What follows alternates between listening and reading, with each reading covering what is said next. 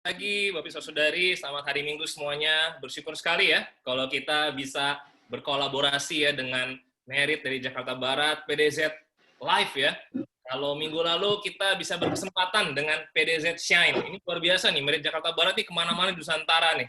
Ya, thank you ya untuk kasih kalian. Thank you juga untuk sharing komuni tadi dari Bro Hari dan Evi. Saya merasa kalian sangat real, apa yang jadi pergumulan kalian, tapi benar-benar merespons salib Kristus dengan luar biasa.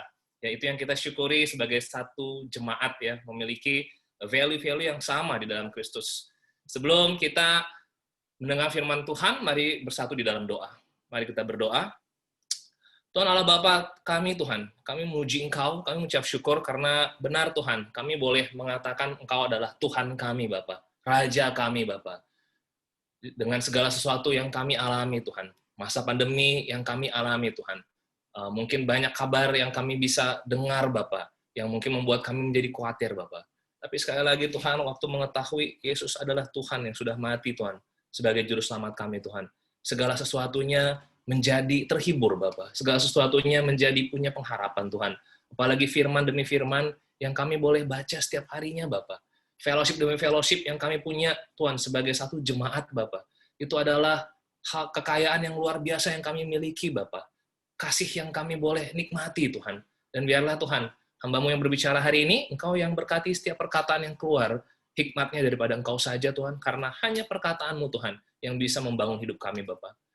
Bless Tuhan fellowship kami antara Bali dan Jakarta Barat Tuhan, kami betul-betul bisa saling mengenal, bisa saling Tuhan berkolaborasi Tuhan, dan kami bisa melihat Tuhan bahwa Engkau bekerja Tuhan dalam fellowship kami Bapak. Dalam nama Yesus Tuhan, kami berdoa dan bersyukur. Amin. Oke, nggak terasa ya, bulan tentang sincere and pure devotion sudah selesai ya, tapi mari hati kita tetap pure ya, lihat firman, membaca firman, karena hanya firman yang murni yang boleh membangun hidup kita sehari-hari. Dan bulan ini kita belajar tema yang baru, yaitu adalah undivided devotion. Diambil dari mana tema itu? Di 1 Korintus 7 ayat 35 dikatakan, semuanya ini kukatakan untuk kepentingan kamu sendiri, bukan untuk menghalang-halangi kamu dalam kebebasan kamu, tetapi sebaliknya, supaya kamu melakukan apa yang benar dan baik, dan melayani Tuhan tanpa gangguan. Wow, amin. Ya, kalau di dalam versi NIV-nya dikatakan, I'm saying this for your own good, not to restrict you, but that you may live in a right way, in undivided devotion to the Lord. Dari sinilah kita bisa belajar tema ini. Kita sudah sering sekali ya membaca surat Korintus, dan kita tahu bahwa di jemaat Korintus ini begitu banyak wisdom-wisdom duniawi yang didengarkan. Begitu banyak kaliber-kaliber pemimpin yang berpengetahuan. Sehingga wisdom duniawi, hal-hal tentang kekayaan, orang-orang yang kelihatan impresif, itu lebih menjanjikan, dan orang ingin mengejar semuanya itu. Tetapi kita tahu bahwa kondisi jemaat di Korintus itu beraneka ragam. Mari kita lihat apa yang mereka alami. Ya. Di 2 poin yang akan saya mau share hari ini adalah panggilan Tuhan yang terbaik dan waktu yang singkat. Ya, itu yang Paulus ingin sekali, supaya kita sebagai jemaat, supaya kita sebagai murid Yesus, benar-benar mengapa kita perlu melayani Tuhan tanpa gangguan, perlu melakukan apa yang baik dan benar, karena 2 hal ini. Karena hanya panggilan Tuhan yang terbaik, dan karena waktunya singkat. Kita nggak pernah tahu kapan dipanggil Tuhan. Kita nggak pernah tahu, ya tiba-tiba umur kita sudah berapa. Hari ini buat kita yang umurnya sudah 30 tahun, 40 tahun, 50, 60, bahkan 70, kita nggak kerasa, ternyata udah umur segini ya. Waktunya singkat. Ya. Mari kita dalami di 1 Korintus pasal yang ke-7, ya, poin saya yang pertama adalah panggilan Tuhan yang terbaik. Kita lihat ayat yang ketiga. Hendaklah suami memenuhi kewajibannya terhadap istrinya, demikianlah pula istri terhadap suaminya. Nah, di 1 Korintus 7 ini begitu banyak hal-hal tentang hubungan suami dan istri yang dibahas. Kenapa? Karena memang antara suami dan istri di dalam jemaat Korintus itu banyak role atau peran yang tidak terjalankan. Ya. Mereka begitu banyak kesibukan, mereka begitu banyak hal-hal tentang kewajibannya, sehingga terjadi juga hal-hal tentang apa? Perceraian. Hal-hal bagaimana istri ada yang meninggalkan suaminya, suami ada yang meninggalkan istrinya. Nah, ini yang diatur di pasal 7 ayat 3. Ya, tentang orang yang menikah. Tapi ada juga di ayat 89 dikatakan apa? Tetapi kepada orang-orang yang tidak kawin dan kepada janda-janda aku anjurkan supaya baiklah mereka tinggal dalam keadaan seperti aku. Tetapi kalau mereka tidak dapat menguasai diri, baiklah mereka kawin. Oke, ini dikatakan apa? Supaya yang single, ya, yang tidak kawin atau kepada janda-janda, seperti aku aja, Paulus. Ya, jadi ada literatur mengatakan bahwa Paulus ini dulunya udah pernah menikah.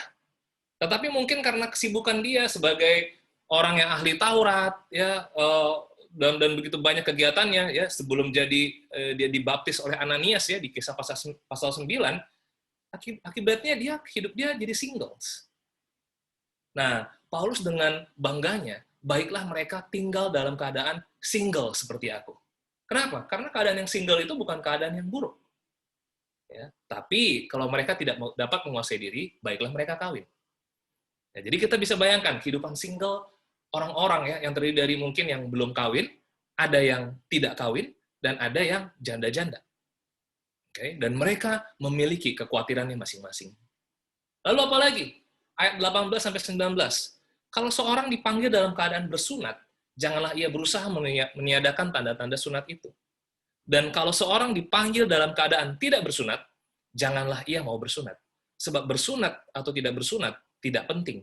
Yang penting ialah mentaati hukum-hukum Allah. Amin. Ya, jadi ada lagi golongan, ada lagi masalah yang sepertinya membedakan antara yang bersunat dan tidak bersunat. Kita tahu di Jemaat Korintus, ada yang orang Yahudi, ada yang orang non-Yahudi.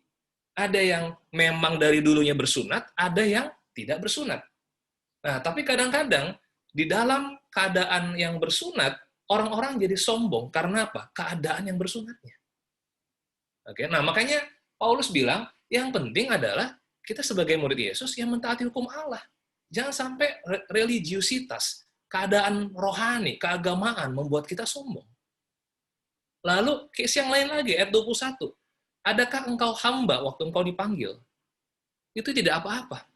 Tetapi jikalau engkau mendapat kesempatan untuk dibebaskan, pergunakanlah kesempatan itu. Jadi ada lagi yang budak pekerjaannya. Jadi kalau budak saat itu jadi Kristen, ya, itu nggak apa-apa. Kenapa? Karena mereka ada yang insecure sebagai budak. Ya, Korintus itu adalah sebuah daerah yang strategis.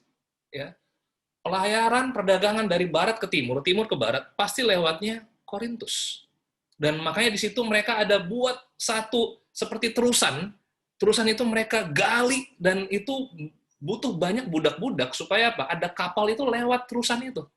Lewat seperti parit yang kecil yang mereka bikin dan begitu banyak orang jadinya pekerjaannya kebanyakan budak di sana. Ya, dan budak-budak itu akhirnya punya kesempatan jadi murid Yesus. Tetapi di dalam jemaat, mereka jadi punya insecurity yang luar biasa. Paulus bilang, nggak apa-apa. It's okay kalau engkau seorang hamba, maksudnya budak. Ya. Nah, jadi kita lihat di sini, baik yang menikah, mereka pun punya kekhawatirannya masing-masing. Baik yang single, punya kekhawatiran masing-masing. Yang bersunat dan tidak bersunat, punya case-nya juga masing-masing. Dan yang budak maupun orang merdeka yang kerjaannya mungkin bagus, bukan budak ya di mata dunia ya, itu pun punya kesulitannya masing-masing. Apa yang kita bisa lihat di sini?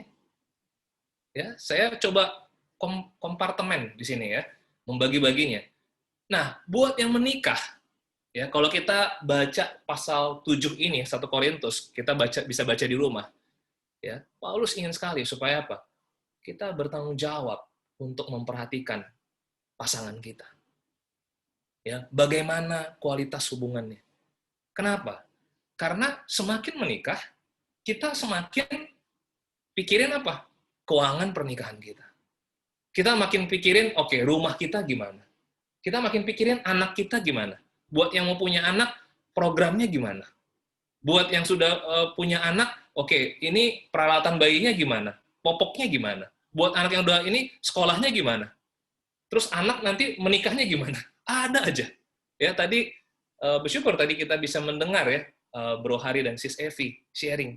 Ntar kalau anak kuliah, ntar gimana keyakinannya?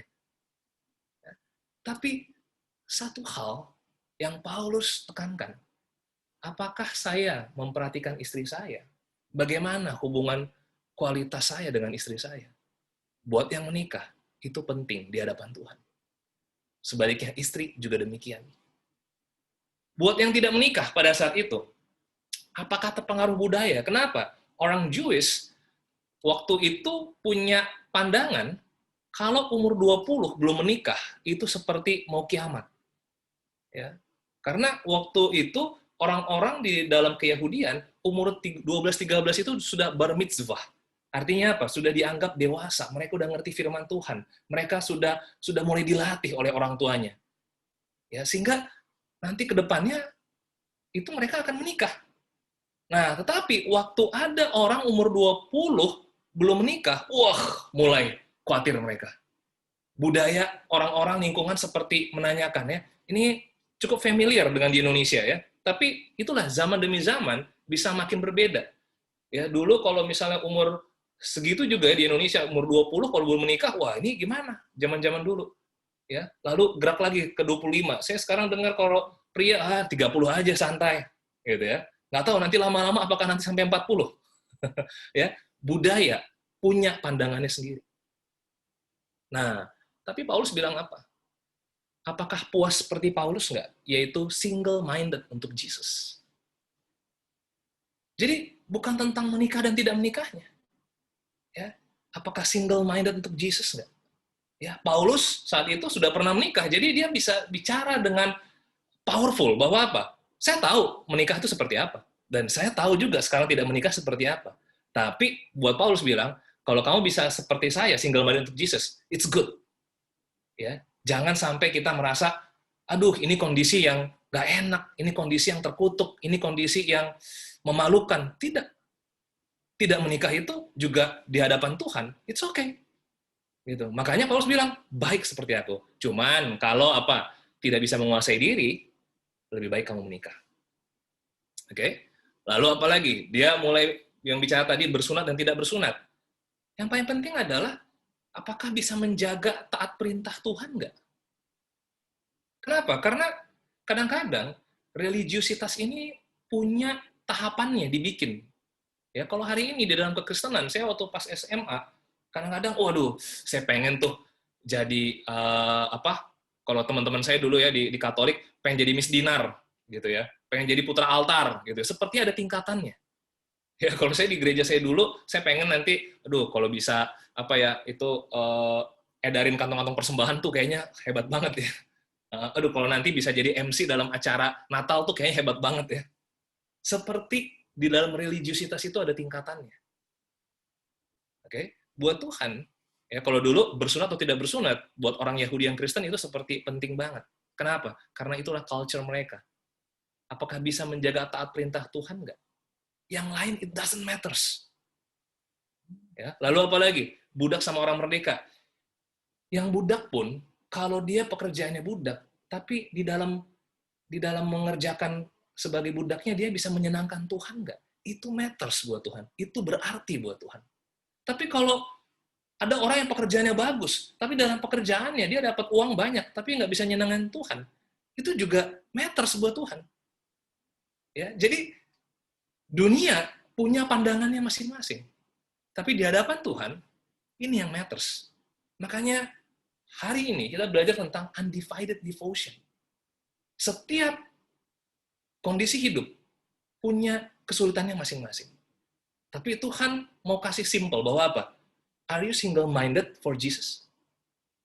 Apakah kamu tidak terbagi-bagi hanya untuk Kristus saja? Itu penting. Ya, entah itu status pernikahan.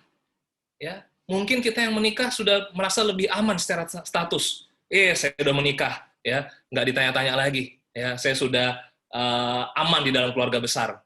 Ya, yang tidak menikah merasa terancam. Tidak, tidak penting kita statusnya menikah atau belum menikah. Yang paling penting adalah kita single-minded nggak buat Jesus. Tidak penting kita punya status religiusitas. Apakah kita sekarang pemimpin, ya, Apakah kita memimpin dengan grup yang lebih besar lagi? Atau satu gereja, 2 gereja, 3 gereja? Nggak penting. Atau impact kita luar biasa. It doesn't matters. Kalau Tuhan pakai, amin. Tapi yang penting adalah bisa taat perintah Tuhan atau enggak.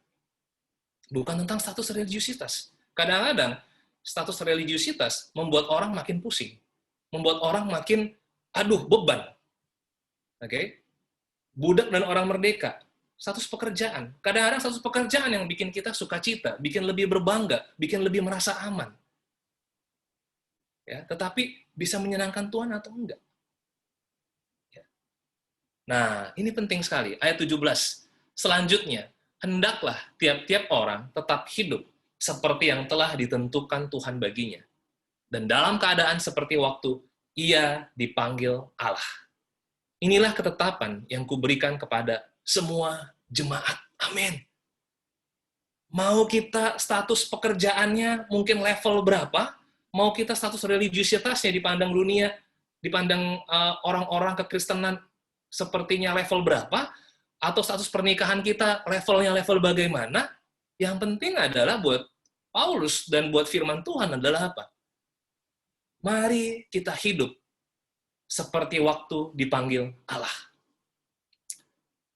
Ya, ini ayat yang indah. Ini sebuah peringatan dari Paulus yang tegas. Kenapa? Tiap-tiap orang tetap hidup seperti yang telah ditentukan Tuhan baginya. Artinya apa? Dulu Paulus telah menikah, terus tiba-tiba berubah jadi single. Ya. Lalu kadang-kadang orang yang sudah menikah tiba-tiba jadi single, jadi merasa terkutuk, merasa berdosa, ya kan? Tapi Paulus bilang, ya udah, move on. Kenapa? Ya, kalau keadaannya sekarang begini, misalnya mungkin kita dulunya ada salah, ada dosa atau apa, oke, kita sudah kenal Kristus, kita bertobat. Udah, nggak usah compare-compare lagi dengan kehidupan yang masa lalu. Ya, atau kesalahan masa lalu. Atau compare dengan orang lain yang sedang menikah. Sepertinya orang tersebut bahagia. No, Pak, hiduplah seperti kita dulu dipanggil Tuhan. Saya mau tanya kepada setiap Bapak, Ibu, Saudara-saudari di ruangan Zoom ini. Masih ingat pertama kali kita dipanggil Tuhan karena apa? Apakah karena status kita? Apakah kita dipanggil supaya status kita lebih baik? Atau kita dipanggil Tuhan karena saat itu, kalau saya masih ingat. Saya ingin sekali kenal Kristus. Saya frustrasi dengan kondisi saya, dengan relationship dalam family. Kenapa? Karena saya pengen punya love, tapi saya nggak bisa. Saya bergumul dengan karakter saya. Tetapi firman demi firman yang saya baca, bimbingan demi bimbingan yang saya dikasih oleh brothers, itu membuat saya jadi tahu, oh ini arah Tuhan. Oh ini impian Tuhan. Oh ini hati Tuhan. Amin. Saya mau ikut. Dan saya mau diselamatkan oleh Yesus Kristus.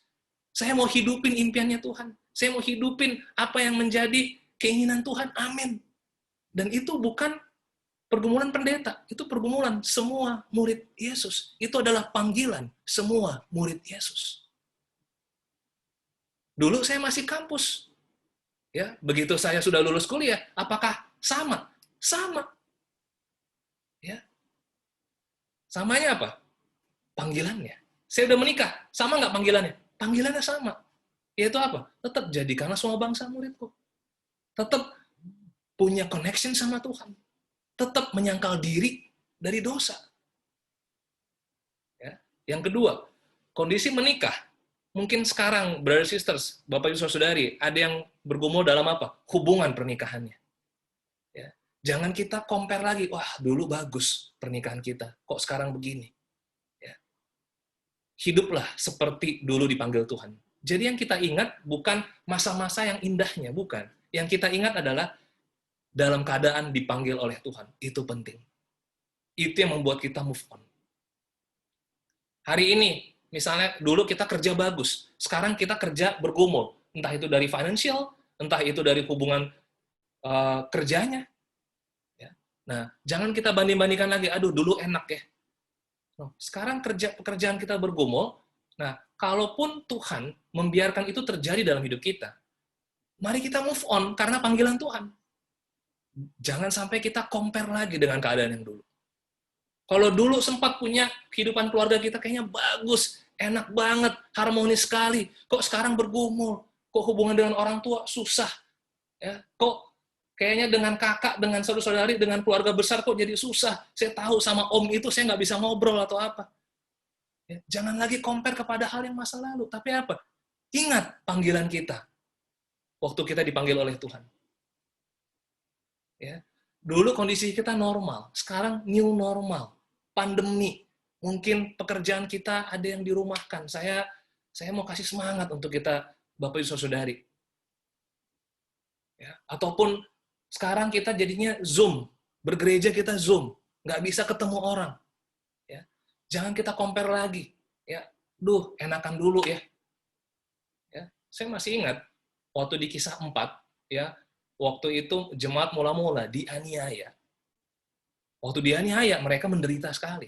Dan aniaya itu betul-betul terus-menerus, bulan demi bulan, tahun demi tahun. Tetapi jemaat mula-mula, doanya apa? Mereka nggak pernah berdoa, Tuhan, berkati Tuhan supaya penganiayaan ini berakhir. Enggak. Di Kisah 4 ayat 28-31 bisa dicek bahwa apa? Yang mereka doakan adalah, tolong Tuhan, supaya kami punya keberanian. Supaya kami tetap memberitakan Injil. Ini luar biasa. Kenapa? Karena mereka tahu, mereka dipanggil jadi murid, bukan supaya kondisi bagus, bukan. Mereka dipanggil jadi murid Yesus, supaya mereka karakternya semakin seperti Kristus. Hari ini kalau kita ada masa pandemi, terus kita lebih sering berdoa supaya pandemi ini berakhir, bagaimana kalau Tuhan ingin supaya pandemi ini benar-benar bikin kita Christ-like? Apakah kita tidak ingin kehendak Tuhan itu terjadi? Tuhan, jangan begitu, Tuhan. Tuhan, jangan aniaya, Tuhan. Tuhan, jangan biarkan pandemi ini selesai, lama-lama, Tuhan. Apakah kita berdoa supaya apa? Tuhan, saya tahu saya dipanggil oleh Engkau, bukan karena kerjaan saya, bukan karena uang saya, bukan karena keluarga saya, tapi karena Engkau mati di kayu salib, karena Engkau menderita, Tuhan. Dan saya mau move on, Tuhan. Saya mau, Tuhan, punya hati yang single-minded for Jesus. Itulah panggilan Tuhan. Saya tahu kita bergumul. Mari kita, ya, saya bersyukur tadi malam kita punya Men's Forum sama Pendeta Charles dari Bandung.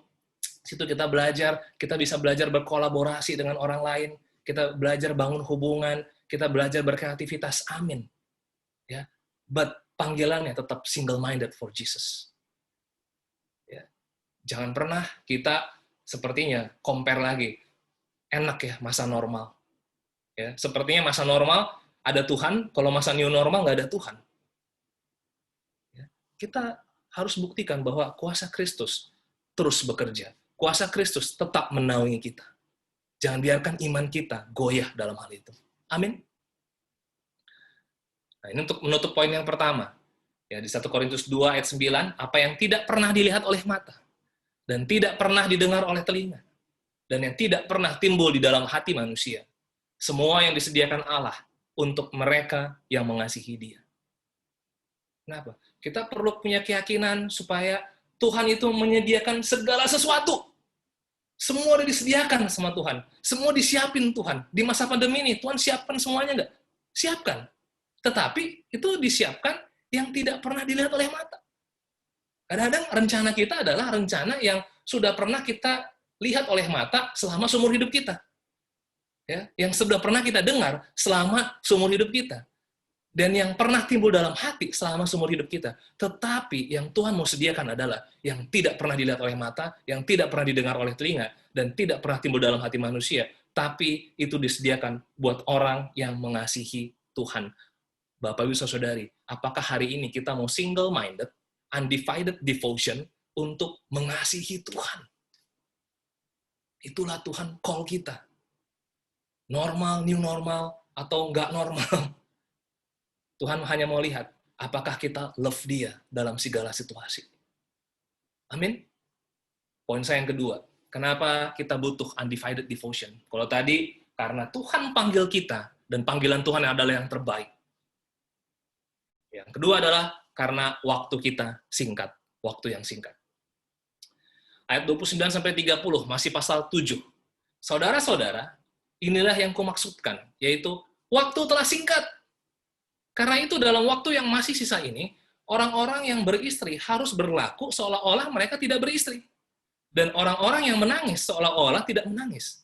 Dan orang-orang yang bergembira seolah-olah tidak bergembira. Dan orang-orang yang membeli seolah-olah tidak memiliki apa yang mereka beli. Wow. Oke, nanti saya bahas yang tentang yang seolah-olah itu, tapi saya mau bahas dulu tentang waktu telah singkat. Kenapa Paulus bicara tentang waktu telah singkat? Ya, padahal itu 2000 tahun yang lalu. Sekarang udah 2000 tahun, kok nggak datang-datang Yesus yang kedua kalinya? Saya tuh tahun 90-an, ya, kalau saya bergereja, ya, Moses, ini akhir zaman, bentar lagi Tuhan datang. Ya, ini sudah 20 tahun berlalu. Ya, tidak datang-datang Yesus. Ya, kadang-kadang saya merasa kalau ada orang ngomong waktunya singkat, maksudnya apa sih? Ya, kita kayaknya masih 20 tahun, 30 tahun kok gini-gini aja. Oke, mari kita dalami. Kenapa? Karena di Matius 24 juga dikasih tahu tentang seperti pencuri yang datang. Ya, itulah waktu-waktu terakhir itu. Ya, singkat waktunya. Oke, Matius 24 ayat 37 sampai 39.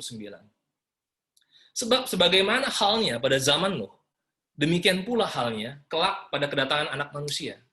Sebab sebagaimana mereka pada zaman sebelum air bah itu makan dan minum, kawin dan mengawinkan, sampai kepada hari Nuh masuk ke dalam bahtera.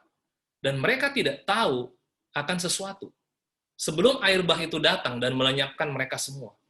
Demikian pula lah halnya kelak pada kedatangan Anak Manusia. Jadi Yesus nanti kedua kalinya datang, itu diibaratkan oleh firman Tuhan, ini perkataannya Kristus, sebagaimana halnya pada zaman Nuh. Nah, apa sih yang terjadi pada zaman Nuh itu? Orang-orang hanya fokusnya apa? Bagaimana cari makan, bagaimana cari minum, bagaimana bisa kawin, bagaimana nanti bisa mengawinkan anaknya. Itu aja yang mereka pikirkan. Ya, tiba-tiba mereka nggak tahu, Nuh masuk ke dalam bahtera, air bah datang. Wah, itu seperti hidup mereka seperti dicuri. Hidup mereka seperti, kok tiba-tiba begini? Mereka kaget, tapi nggak ada lagi waktunya. Oke? Mari kita dalami ini. Ini hanya gambaran ya. Nah, misalnya ini adalah bahtera Nuh pada saat itu. Dan kita bayangkan saat itu Nuh dan keluarganya, mereka berdelapan, mereka bangun bahtera ini. Ya. Berapa lama mereka bangun? Kalau kita bisa gali-gali, itu waktu lamanya adalah 120 tahun lamanya. Bayangkan. Dan mereka nggak pernah belajar fisika, nggak pernah belajar ukuran-ukuran, bagaimana ini ya, bagaimana termodinamikanya, bagaimana ya banyak hal ya, tekanan ya nanti di air bagaimana, nggak pernah tahu. Mereka hanya mau taunya adalah apa?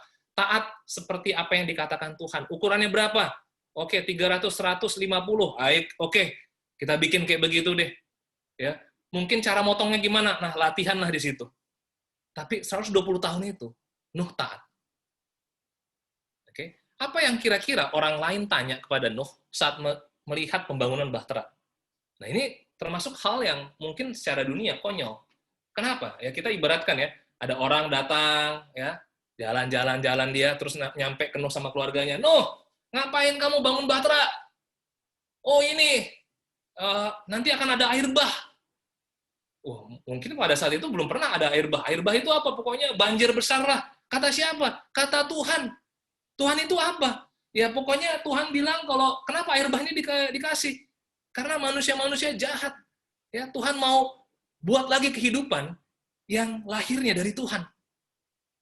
Ya, oke. Makanya di 1 Petrus Nuh disebut pemberita kebenaran. Bayangkan kalau setiap hari ada 5 orang nanya, berarti 5 orang itu diceritakan tentang Tuhan yang mau benar-benar bangun kehidupan yang dari Tuhan. Kenapa? Karena kehidupan yang sekarang jahat. Dan kehidupan yang sekarang pada saat itu mau dimusnahkan oleh Tuhan. Oke? Tapi berapa lama firman yang dikasih oleh Nuh itu, mereka mau renungkan atau tidak? Mereka mau dengarkan atau tidak? Mereka mau lakukan atau tidak? Itu waktunya singkat sekali. Kenapa? Karena kalau mereka kerjaannya, yang fokus mereka adalah gimana cari makan, gimana cari minum, gimana bisa kawin, gimana nanti bisa mengawinkan anaknya, berarti firman yang dikasih Nuh itu hanya angin lalu. Ya, kenapa? Karena semuanya dicuri dengan waktu yang singkat oleh si iblis.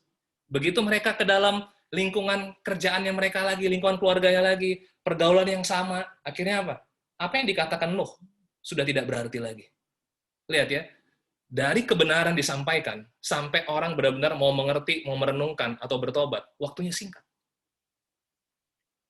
Hari ini, kita dengarkan firman Tuhan. Tadi pagi, kita saat teduh. Ya, besok kita baca firman. Mungkin ada dari kita study Bible. Berapa lama waktunya kita benar-benar merenungkan, dan benar-benar, oke, saya mau latih hal ini. Begitu kita udah ke kantor lagi, begitu kita udah kerja lagi, work from home. Ya, begitu gampang iblis curi kita. Makanya iblis dikatakan apa? Dialah pencuri. Dialah pendakwa. Dia nyalah-nyalahin kita. Supaya kita bisa feel guilty. Ya, supaya apa firman yang udah disampaikan, kita jadinya, aduh, kok saya belum bertobat di hal itu ya? Aduh, kok saya masih nunda-nunda waktu ya? Kayaknya saya bukan orang yang tepat. Aduh, nanti deh. Buat orang yang tidak benar-benar serius mau mengerti firman Tuhan, waktu ini sepertinya masih lama.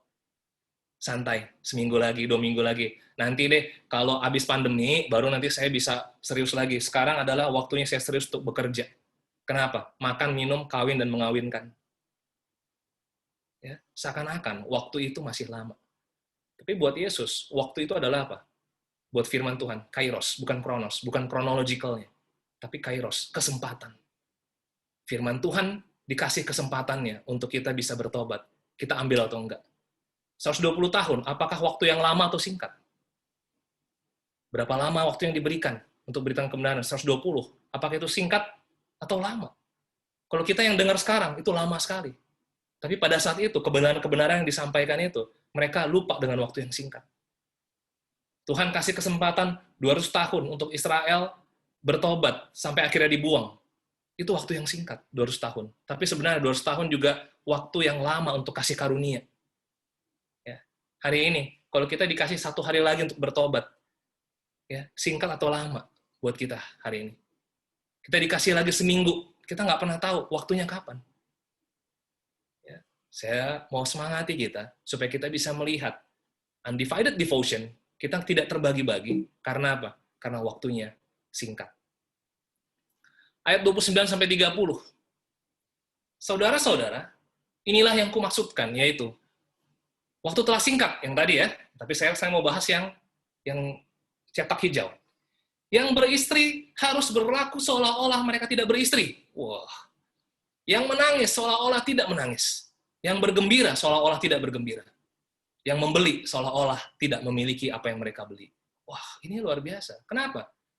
Karena hubungan pernikahan, kita menikah, tiba-tiba kehidupan kita yang kita sibukkan adalah kebutuhan istri kita. Sudah pasti. Atau kebutuhan anaknya kita. Kebutuhan rumah. Tiba-tiba itu jadi gangguan. Kenapa? Gangguan untuk hubungan kita sama Tuhan. Ya, kalau saya sama Febri, kita punya time konflik. Konflik itu kadang-kadang bisa kepikiran. Ya, saya pernah kepikiran sampai saya lagi nyetir pun, kenapa dia kayak begitu? Kenapa itu? Nah, jadi saya tidak bisa lagi fokus sama Tuhan. Gangguan. Jadi apakah pernikahan gunanya supaya kita berkonflik-konflik terus? Atau supaya kita dipersatukan oleh istri kita, supaya kita makin single-minded untuk Kristus? Kalau pernikahan hanya untuk konflik-konflik, apa gunanya pernikahan? Ya. Kesedihan. Ya, Tuhan ingin sekali supaya apa? Seolah-olah kita tidak menangis, seolah-olah kita tidak sedih. Kenapa? Kadang-kadang kesedihan itu membuat mood kita jadi mikirin gimana supaya saya mendapatkan apa yang saya inginkan dan saya tidak sedih lagi. Tapi endingnya itu bukan tentang Kristus, tentang saya. Dan gangguan itu membuat kita tidak single-minded kepada Kristus. Kegembiraan, amin. Hari ini kalau ada yang gajinya naik, gaji naik di zaman pandemi, luar biasa gembira. Ya, dapat teman baru gembira. Ya, dapat pacar baru misalnya buat yang single. Dapat nilai yang hebat, amin gembira. Tapi kegembiraan itu membuat kita jadinya nggak fokus sama Tuhan. Buat apa gembira itu? Makanya Paulus katakan seolah-olah kita nggak gembira. Kenapa? Karena gembira itu pun bisa fana. Sedih itu pun bisa fana. Hari ini kesedihan kita belum tentu bisa membawa kita pada kekekalan. Kegembiraan kita pada hari ini belum tentu membawa kita pada kekekalan nanti. Satu lagi, kepemilikan. Waduh, saya pernah gara-gara proses jual beli tanah itu membuat saya dan Febri pernah waktu di Jakarta ya, pusing, aduh nanti gimana nih, takut ditipu. Ya kita pernah sebagai orang awam mengalami hal itu.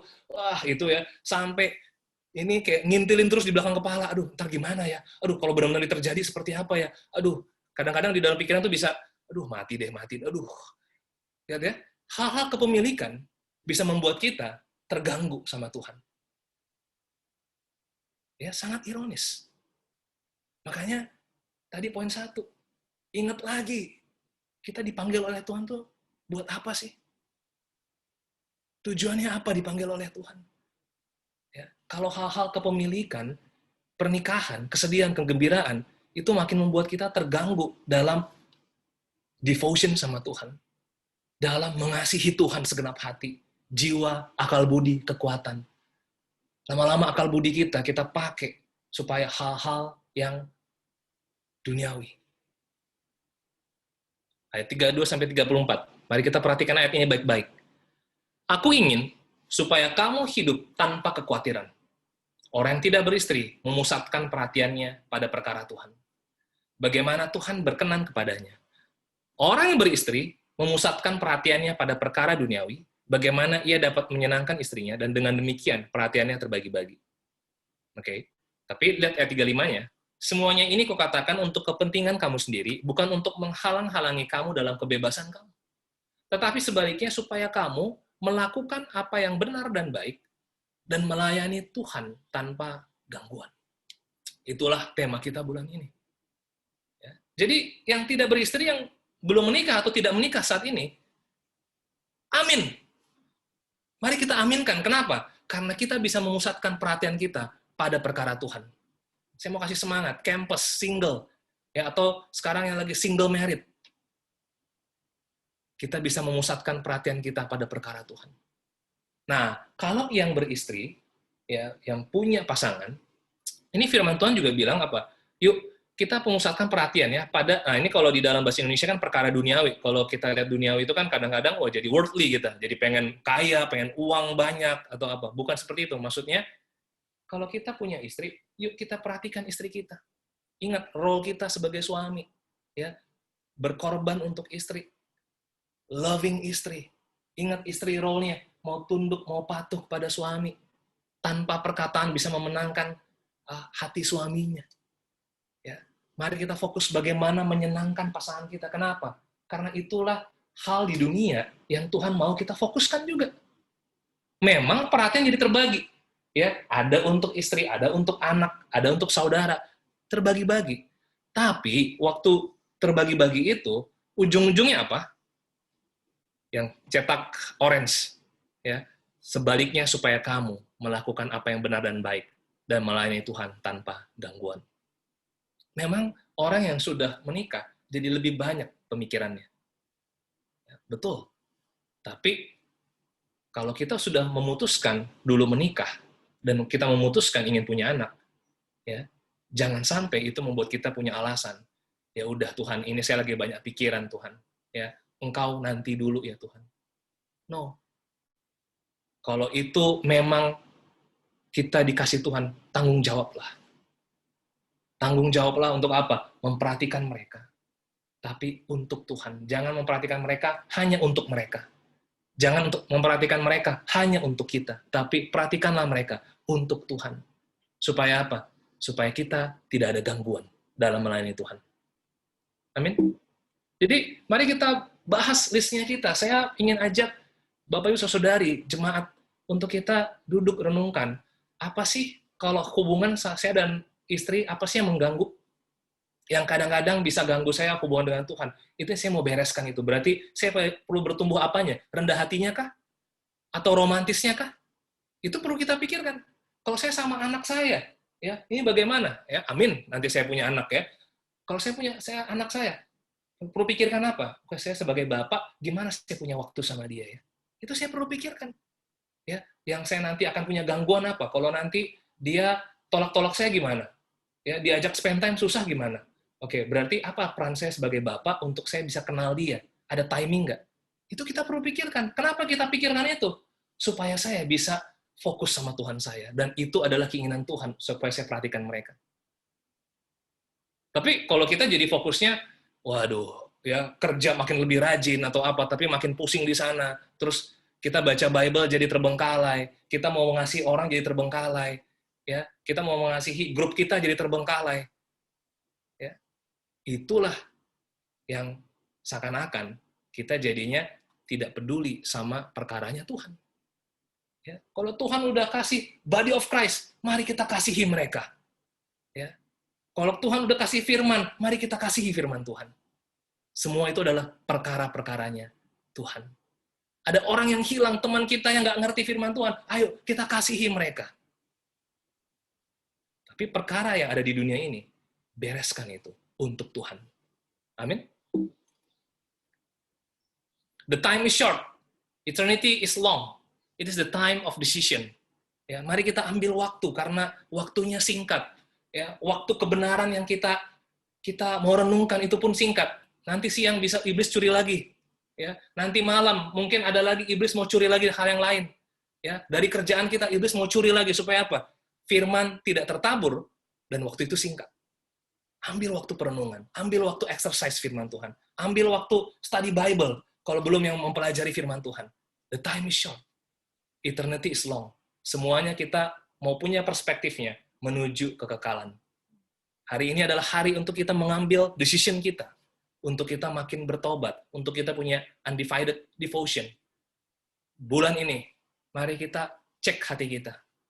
Supaya kita mau layani Tuhan tanpa gangguan. Karena apa? Yang paling pertama tadi, panggilan Tuhan adalah panggilan yang terbaik. Ingat panggilan awal kita. Justru panggilan itu membuat kita move on. Kalau kondisi hari ini, new normal, ataupun kondisi hari ini pernikahan lagi nggak bagus, kondisi hari ini kita sebagai single keluarga kita sering tidak mengasihi kita. Syukuri kondisi hari ini, tapi ingat panggilan Tuhan supaya kita move on. Yang kedua, waktu yang singkat. Mari kita pergunakan waktu untuk cepat merespon kebenaran. Jangan tunda-tunda kebenaran. 120 tahun bisa jadi waktu yang singkat. Saya nggak tahu kita hidup sampai kapan. Ya, mari kita respon kebenaran. Karena supaya kita layani Tuhan tanpa gangguan. Amin. Mari kita bersama dalam doa. Tuhan Allah Bapa kami Tuhan, kami mengucap syukur Tuhan, karena Engkau Allah yang memperhatikan hidup kami Bapa. Dan biarlah Tuhan, kami semakin punya hati yang devoted, kebiasaan yang devoted sama Engkau Tuhan. Di dalam pandemi ini Tuhan mungkin banyak kebiasaan-kebiasaan kami yang bisa dicuri oleh iblis Bapa. Seakan-akan kita normal Tuhan kalau kita begini Bapa. Tapi biarlah Tuhan, dari firman Tuhan yang kita baca Tuhan, itu sangat jelas Tuhan. Begitu banyak kondisi-kondisi yang tidak ideal Tuhan di dalam kehidupan murid-murid Yesus zaman dahulu Bapak. Hari ini pun mungkin kondisi kami nggak ideal Bapak. Tetapi firman Tuhan selalu ideal buat kami Tuhan. Biarlah Tuhan, kami tahu Tuhan, panggilan Engkau Tuhan. Panggilan dari firman Engkau Tuhan. Biarlah kami membaca firman makin rajin lagi Bapak. Makin mau cepat respon kebenaran Tuhan. Makin mau Tuhan melayani Tuhan tanpa gangguan Bapak. Kalau ada hari ini ada yang perlu kita bereskan, biarlah kami bereskan Tuhan. Karena apa Tuhan? Karena supaya kami tidak ada gangguan untuk melayani Engkau Tuhan. Terima kasih Bapak, bless bulan ini menjadi bulan yang kami exercise hati kami. Supaya kami membereskan segala gangguan dan benar-benar bisa melayani Engkau Tuhan tanpa gangguan Tuhan. Di dalam nama Yesus Tuhan, kami berdoa dan mengucap syukur. Amin. Amin.